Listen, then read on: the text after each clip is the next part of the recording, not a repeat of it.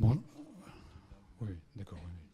Bonjour, hein, donc je suis Jean-Paul Cornobis, je suis médecin généraliste et aussi coordonnateur d'éducation thérapeutique ici au centre de la MGN, rue de Paris. Alors je vais vous présenter un diaporama assez court, en deux temps, un peu les généralités sur l'éducation thérapeutique, parce que tout le monde ne connaît pas l'éducation thérapeutique, et c'est toujours bien d'avoir une piqûre de rappel. Et après, plutôt quelque chose de centré sur notre pratique, comment on fait depuis 2012.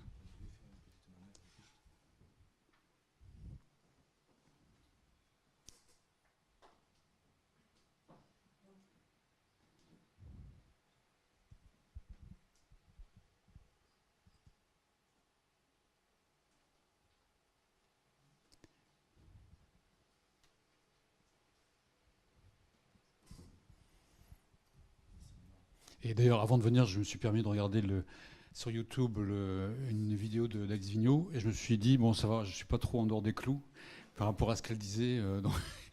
Et n'hésitez pas d'ailleurs à regarder YouTube, il y a énormément de vidéos très intéressantes qui sont postées, qui permettent de regarder à distance, à froid, un peu des choses très intéressantes. Donc je me suis dit, ouf, parce que je ne vous connaissais pas, et je ne connaissais pas d'ailleurs l'association Falleray, hein, c'est Falleray.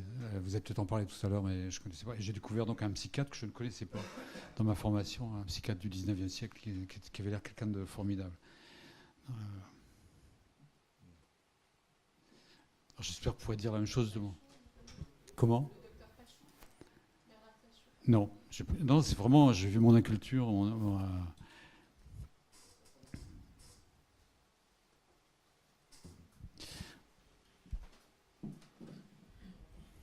Alors, on commence par une définition. Alors, les définitions, l'intérêt des définitions, c'est pas de les retenir par cœur, c'est de faciliter la communication. C'est-à-dire que si on s'accorde sur une définition, on parlait de la HAS tout à l'heure, j'ai participé à quelques réunions de la HAS, on parle des heures pour se mettre d'accord sur chaque mot. Donc je vais être un peu pénible, là, juste je vais vous la lire. En 98, l'OMS s'est mis d'accord, l'OMS Europe, pour définir l'éducation thérapeutique. L'éducation thérapeutique du patient devrait permettre aux patients d'acquérir, de conserver les capacités et les compétences qui les aident à vivre de manière optimale leur vie avec la maladie. Il s'agit par conséquent d'un processus permanent, intégré dans les soins et centré sur le patient.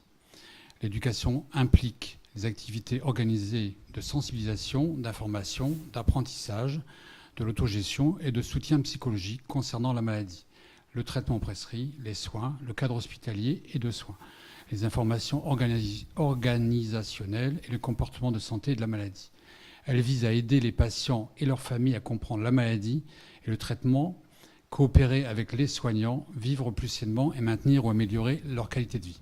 Alors c'est un peu imbitable, hein, je vous laisse méditer. L'intérêt, ce qu'il faut retenir, c'est que c'est un processus, donc c'est quelque chose qui se passe dans le temps, qui concerne vraiment toutes les pathologies.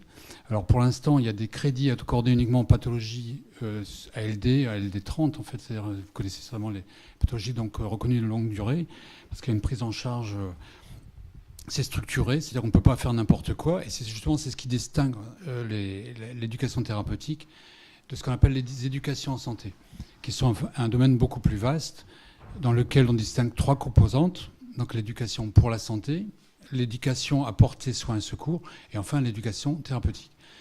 L'éducation pour la santé, on en a tout le temps. Les pharmaciens en font quand ils vous font de la formation. Ils vont s'investir de plus en plus dans ce domaine avec dans leur activité en fait, formation médicaments, formation à la santé.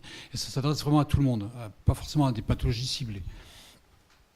Par contre, pour l'éducation thérapeutique, on retient le fait que les progrès de la médecine aidant, on vit plus longtemps. Donc on vit plus longtemps avec une maladie chronique. On a de plus en plus donc, de maladies chroniques.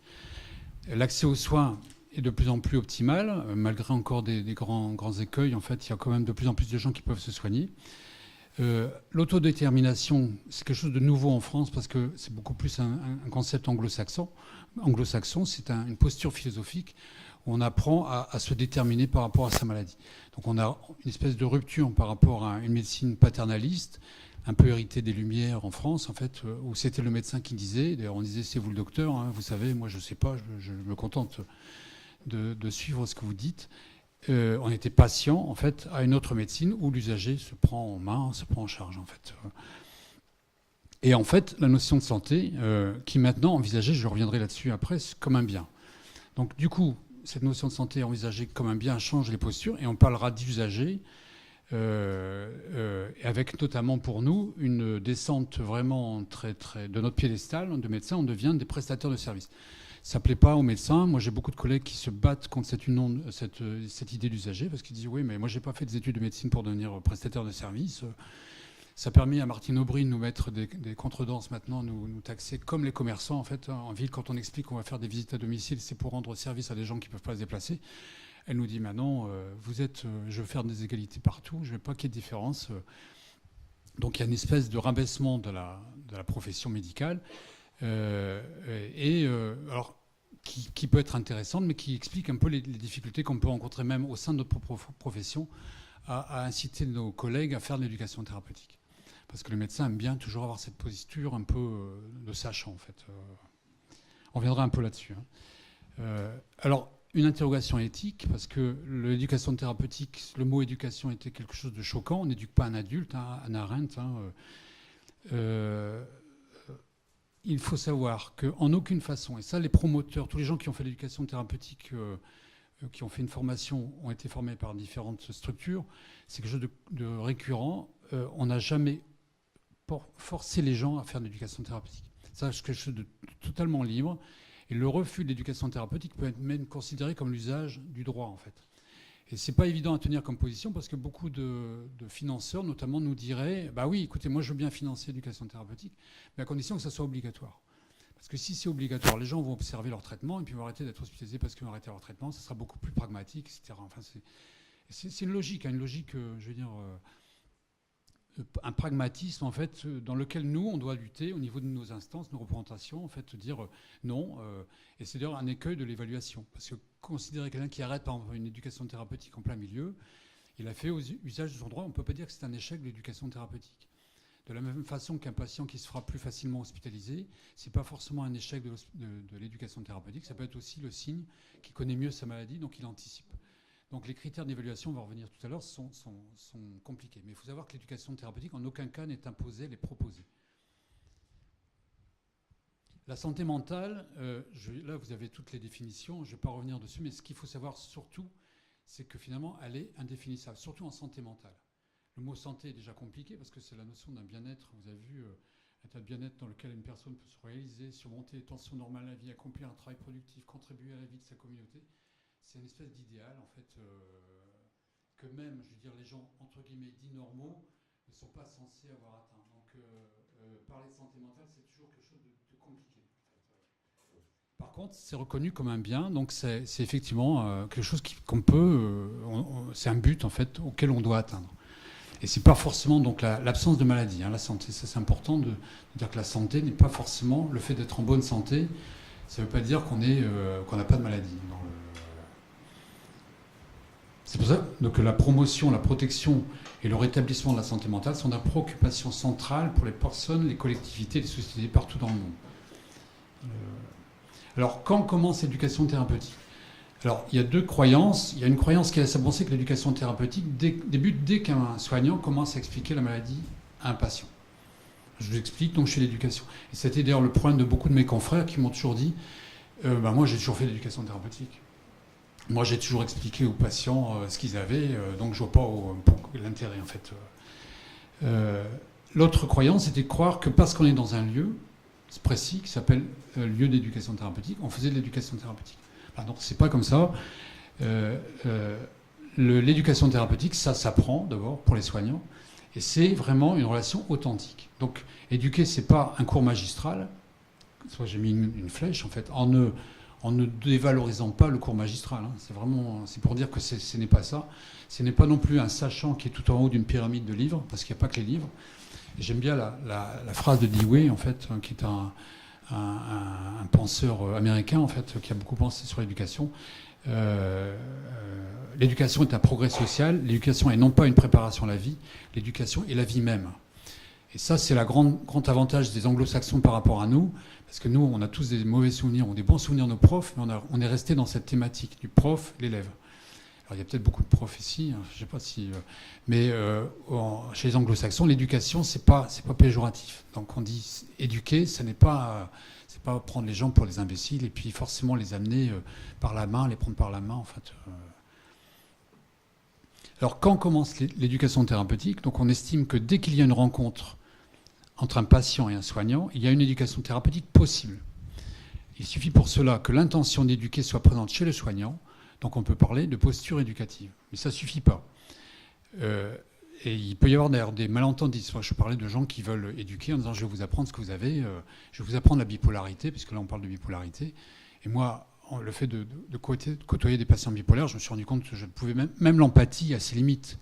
Parce que même dire, oui, moi j'ai été dépressif, je sais ce que c'est que la dépression, quand on a des patients qui viennent nous parler de la dépression comme ils la vivent, qui est quand même responsable de suicide, de taux de suicide très important, on se dit qu'on n'a aucune mesure pour comprendre, aucune mesure interne. Donc l'empathie a vraiment des limites. Hein. Dire, oui, je vois, j'ai un cousin qui est âgé, bon, ça ne va pas en fait. Donc il faut vraiment qu'il y ait un accord entre l'éducateur, entre guillemets, celui qui se met dans une posture d'éducateur, et l'éduqué. C'est vraiment une espèce d'accord tacite ou réel, en fait, qui est formalisé d'ailleurs dans le processus d'éducation thérapeutique dont j'ai parlé tout à l'heure. Donc l'éducation, par principe, par définition, c'est un accord entre deux personnes qui acceptent d'être transformées par la relation éducative qu'ils établissent. Parce que la transformation, c'est un processus de changement. On parle beaucoup de changement dans l'éducation thérapeutique.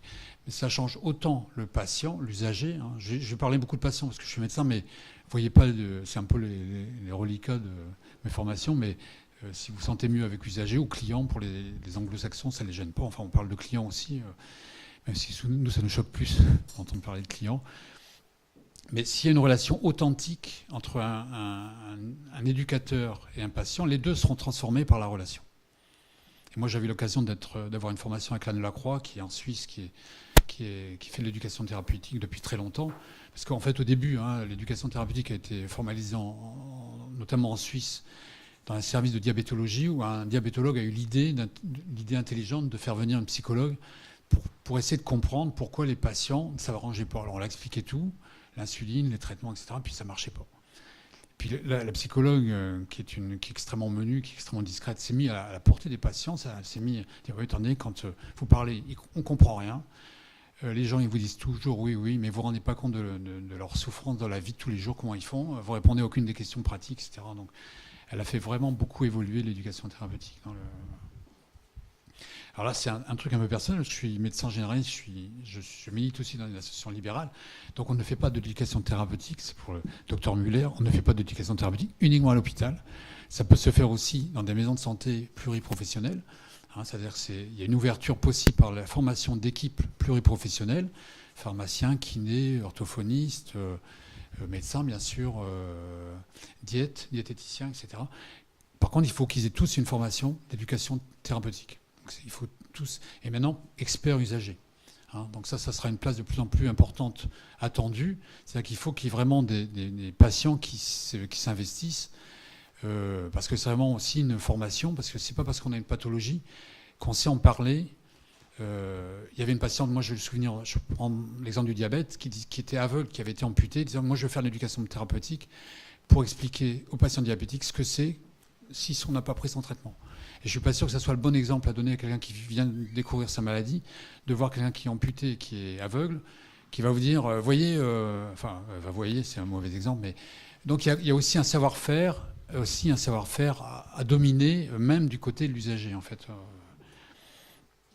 Donc il faut que la personne qui dispense les soins, l'éducation thérapeutique, soit formée et connaisse la maladie dont sont atteints les patients, mais pas trop.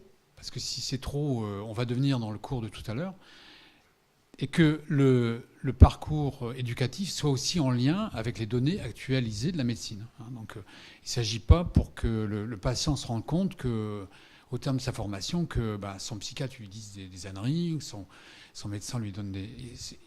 On est dans le sens de l'alliance thérapeutique, vraiment, qui est vraiment une complicité entre le patient, l'usager, et quelque part, et son médecin qui devient un allié.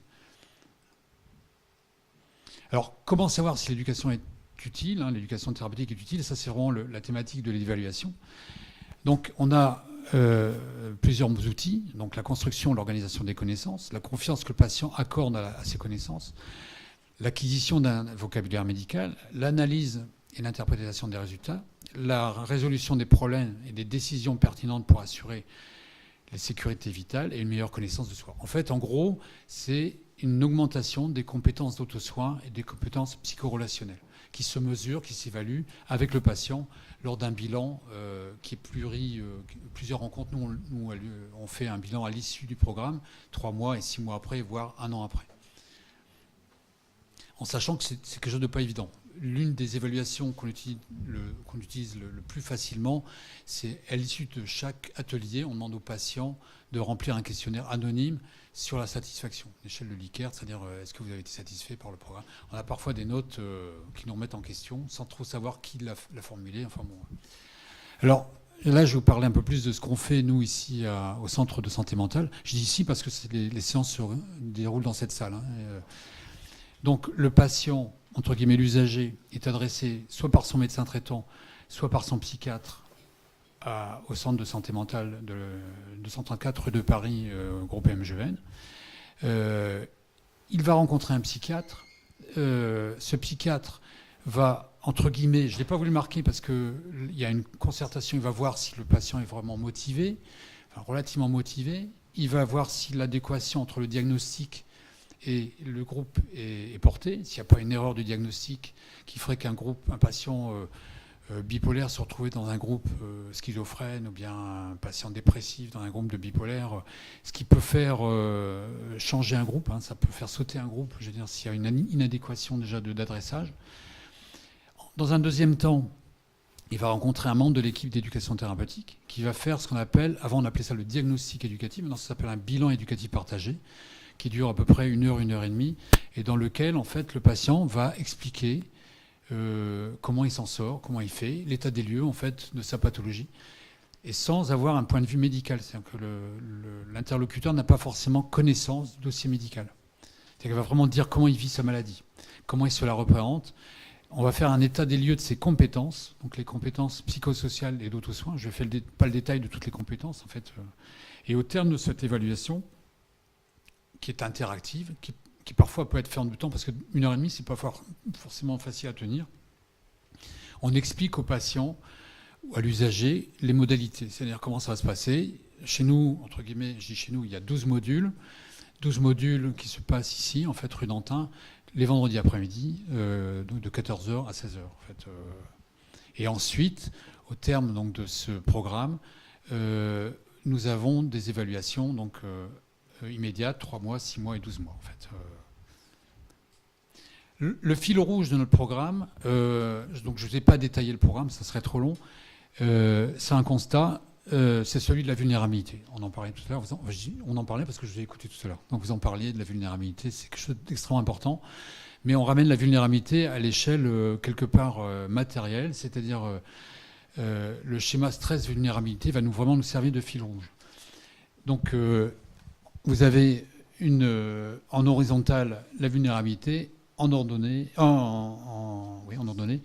le stress, la notion de stress. Le stress ici n'est pas envisagé sur le plan du symptôme.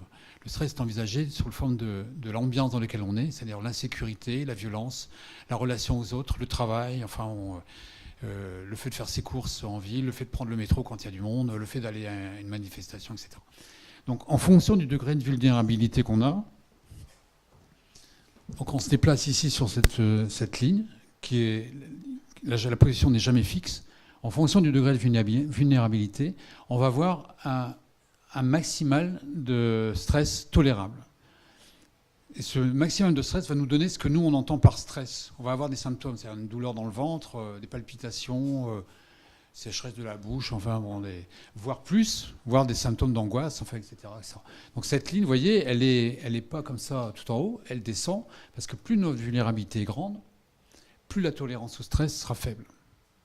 C'est-à-dire que vous êtes prof, vous devez faire cours, vous n'êtes pas bien du tout, un élève vous fait une réflexion, vous êtes évalué, vous allez être là, une évaluation, vous allez sortir, vous allez appeler, vous allez faire un malaise, ça ne dira pas. Donc j'ai mis ici les facteurs d'aggravation, donc on détaille.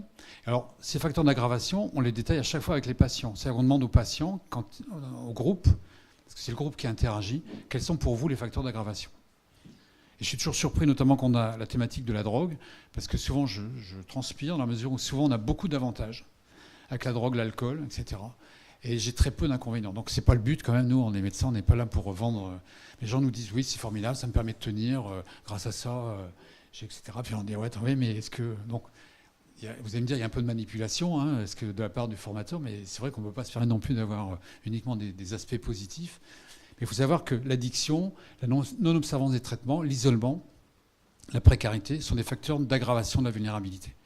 Et l'éducation thérapeutique, mais il n'y a pas que ça, hein, le sport, l'activité physique, les soins, enfin tout ça, les médicaments, enfin, sont des facteurs de diminution de la vulnérabilité. Donc c'est un schéma qui nous sert de fil rouge, on le répète pratiquement à chaque séance, toutes les séances dans lesquelles de manière à ce que vraiment le patient puisse s'évaluer, s'auto-évaluer par rapport à là où il en est dans sa vulnérabilité. Donc la vulnérabilité, les définitions, vous les connaissez. Donc j'ai mis 2 images. Hein. Il y en a une qui est parlante avec cette illusion de photo. Et puis la corde qui va casser, en fait. Il faut savoir que c'est quelque chose qui s'applique aussi bien à des personnes qu'à des objets. Et actuellement, avec l'écologie, on parle même de la vulnérabilité de la Terre. C'est-à-dire que même notre Terre est en danger. Donc il n'y a rien. Il y a des gens qui se croient invulnérables. Et on sait que dans la maladie bipolaire, il y a ce côté invulnérable qu'on peut avoir dans les accès maniaques, par exemple. Qui font qu'il y a une sensation de toute puissance en fait, qui peut être générée donc d'invulnérabilité, mais qui est une fausse sensation. Donc c'est une notion qui vraiment n'est pas là pour dénigrer le patient, l'usager. Moi je dis toujours, l'éducation thérapeutique, c'est pas adressé à des malades entre guillemets, c'est adressé à tout le monde. Hein. C'est-à-dire qu'on est tous vulnérables. Et vous parliez, le docteur Müller parlait aussi de nous en tant qu'usagers, on est tous vulnérables. On peut avoir un infarctus, on peut avoir...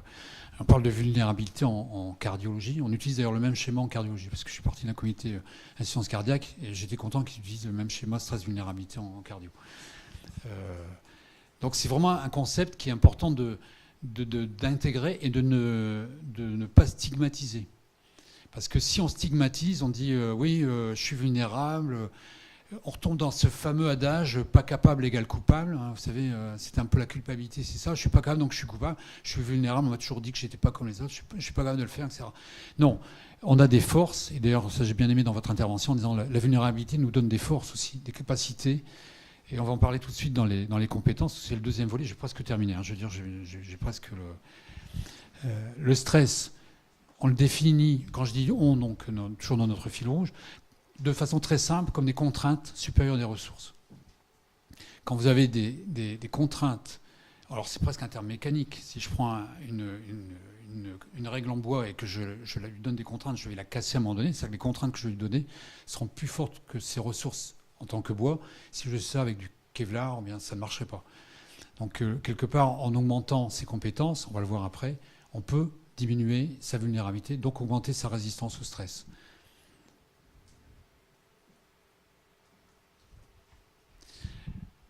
Alors là, j'utilise un schéma qui est utilisé au Canada, en fait, au niveau de la... pas du tout de la médecine, hein, d'ailleurs, sur les différents savoirs. Donc, savoir, vous connaissez tous hein, ce schéma, savoir-être, savoir-faire et savoir tout court. La jonction de ces savoirs donne une compétence. Ce sur quoi on insiste, c'est le contexte. Parce que là, on a un contexte qui est la maladie chronique. Et tous les patients, quelle que soit la maladie, ont un savoir lié à la maladie. Ils ont un savoir-être déjà, parce qu'ils le vivent. Savoir, ils n'ont pas toujours savoir encyclopédique, ils n'ont pas toujours, parce qu'on peut pas toujours être sur Internet, regarder. Et savoir-faire, c'est là où ça manque parfois. Je prends encore une fois l'exemple du diabète. Un diabétique, il va savoir qu'il est diabétique après des malaises, des symptômes, des vertiges, etc. On va lui apprendre à se piquer, on va lui donner un savoir-faire. Le savoir tout court sur la maladie, il n'est pas obligé de l'avoir. Il n'est pas obligé de devenir endocrinologue. Ça ne changerait d'ailleurs pas grand-chose. Ce serait toujours diabétique. Donc le contexte est très important. Je suis médecin, je vais dans un avion, on me dit le pilote a un malaise et le copilote aussi. Est-ce que vous êtes médecin? Est-ce que vous pouvez venir conduire l'avion? Je vais dire non. J'ai une compétence. Je peux éventuellement essayer de faire en sorte que le pilote ça s'améliore, etc. Mais ça s'arrête là. C'est-à-dire que c'est pas moi qui vais conduire le contexte de l'avion. Je serais pas plus. Alors que peut-être que quelqu'un a fait un peu de pilotage, on a vu ça dans des films comme ça américains, où quelqu'un avait piloté un petit avion, avait fait de la simulation de vol, avait des compétences que je n'ai pas. Donc le contexte est extrêmement important. Et dans ce schéma-là, ce qu'il faut contenir, c'est pas tellement le exécutant performant, ça c'est vraiment intéressé aux compétences professionnelles, mais c'est le contexte. Le contexte qui est vraiment celui de la maladie chronique et qui, en fonction de la maladie chronique, ne sera pas le même. C'est pas la même chose que si on est dépressif, c'est pas la même chose si on est bipolaire, c'est pas la même chose si on souffre d'une schizophrénie. Et c'est pas la même chose non plus si on souffre professionnellement d'un harcèlement professionnel, si on est dans une bonne structure professionnelle, si on a une famille, un étayage familial, des aidants. Enfin bon, le contexte est vraiment très très important.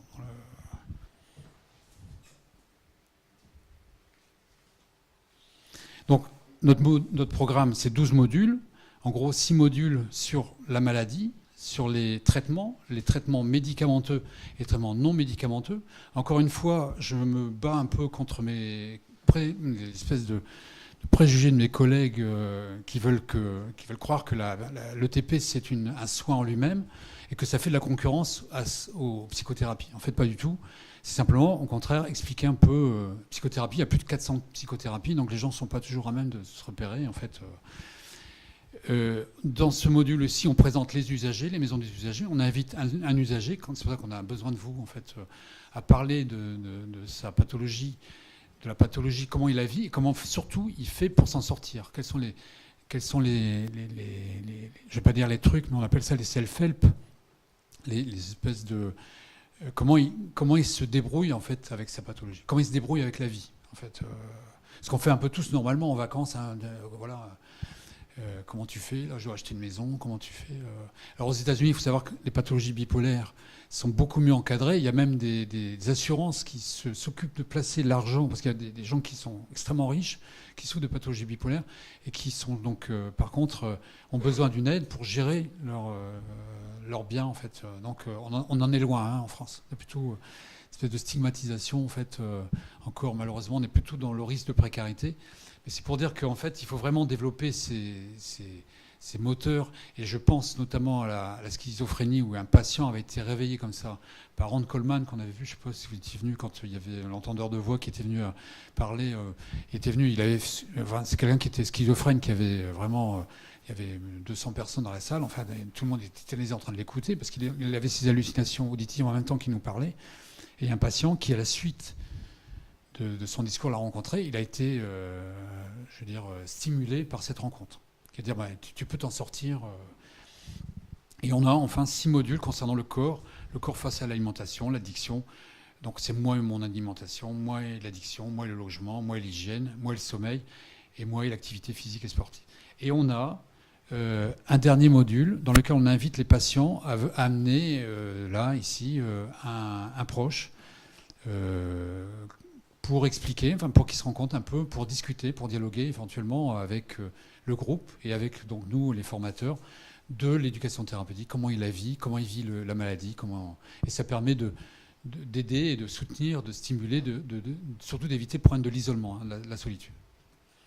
Donc je termine avec un petit joke, hein, avec zut, j'ai un bouton qui est décousu et je ne sais pas coudre. Donc c'est Einstein qui dit ça avec... Comme quoi, chacun au niveau des compétences, encore une fois le contexte, on peut être très très malhabile avec ces contextes. Je vous remercie pour votre attention. J'espère avoir pas été trop long et puis